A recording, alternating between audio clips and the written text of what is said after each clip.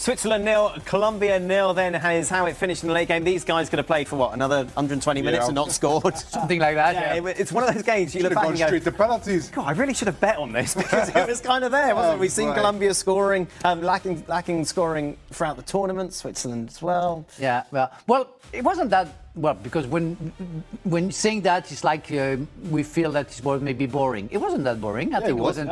It was for you? I like the rhythm. Oh, that was. You sat next to me going, this is so boring. I never say that. Stuff like. I did. I might have said, why do you have to go to extra time?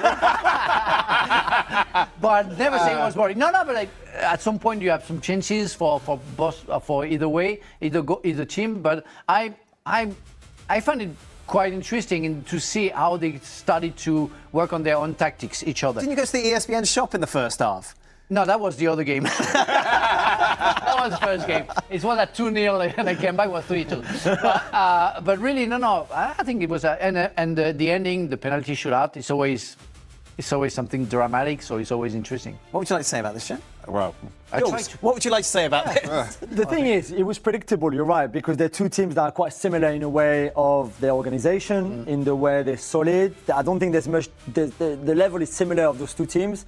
Switzerland without their best player in Yuan Monzi, who is a young revelation in this tournament, but he's been so instrumental in everything good that Switzerland have done, and without him it was very different. So it looked very likely from the beginning that those two would cancel each other out. You get to the penalty shootout, and again, this is a more defensive team from Switzerland than what we've seen so far, but Murat Yakin is a defensive coach-minded anyway. So it was kind of, predictable. And in the end, I think Switzerland probably just about deserved to go through. you're not very kind. I'm wondering who can get to to get me my 120 minutes back. You're a very busy man, chap. I mean, they could have gone straight to penalties at 4 o'clock or whatever time it was locally. Well, you had to eat all the nobody would have noticed. You had all the sweets in the green room. Yeah, you were eating all the chocolate. You need 2 hours to eat. That's the only thing that's got me here. Right. Well, we have to talk about Akanji's penalty. Really. I don't want to be bad. He got away with it, didn't he? Obviously. Oh yeah, very likely. But he missed like some years ago. He missed a penalty already in the Euro. And Messi did the same, missing 2 penalties in a row. But that's not even that he missed the net. It was like a rugby kick, like 2 yards higher. But they still got through. Yeah, but I mean, he has to stop. Okay. No. I give him. If I can give him an advice, do something else. Because I love Akanji. But of course, he's watching. Everybody's watching. Yes. But I love Akanji. He's a great defender. But stop shooting penalties, please. Yeah. Mike, how long do we have to fill this? Ask about Colombia. They should have been Argentina. They're not through. Oh my God. What we do now, Dan? Monzi has to be back for Switzerland to beat Argentina in the quarterfinals. Oh, yeah. That's for sure. People got excited about Colombia, though, didn't they? They thought they were going to go far in this contest. Yeah. Why?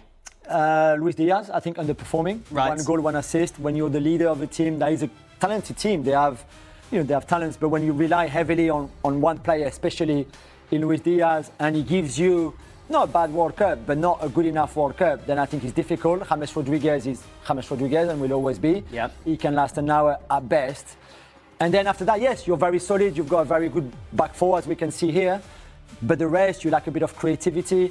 And I think this is it. If Luis Diaz is not on a good day, then you will struggle to create anything. And Luis Suarez, the Colombian one, obviously, great season in Portugal with Sporting, but a really poor World Cup. I think part of the expectation on Colombia comes because the Copa America finalists, and you just feel that of the South American countries, you have Argentina, and they're probably best positioned, or certainly over recent years have shown themselves to be the second best tournament team coming out to South America.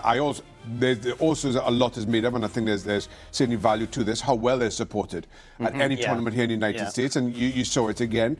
Just seeing Colombia over the last few years, high tempo, high energy, very physical side, but none of that was on display today. And for me, that was a surprise. And that is kind of the frustration to it, because I share that expectation around Colombia and what you would see, including in this tournament and against Switzerland, this opponent. But I just don't feel they lived up to any of, well, certainly my expectation, and that was hugely disappointing. And maybe it's a good thing that Switzerland go through in a way that it's going to be 2 different type of football played, where against Colombia, Argentina, it would have been kind of a CONMEBOL game and with lots of fouls and discussions and complaints, everything. Where it's going to be, I think, the pace will be better. Hopefully, we'll see. But I think it's more interesting for me to see Switzerland.